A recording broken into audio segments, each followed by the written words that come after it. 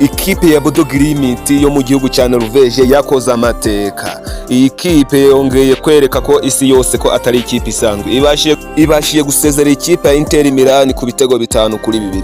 Mu mukino wari wabanje ikipe ya Bodo Glimt yo mu gihugu cya Norvège yari yatsinze ikipe ya Inter Milan ibitego 3-1. Mu mukino wo kwishura mu Butaliyani itsindiye iwabo ibitego 2-1. Ese iyi kipe ninde uzayihagarika muri uyu mukino? Iyi kipe yakinnye neza cyane, igaragaza ubuhanga, kwihangana n'umurava w'abakinnyi bayo.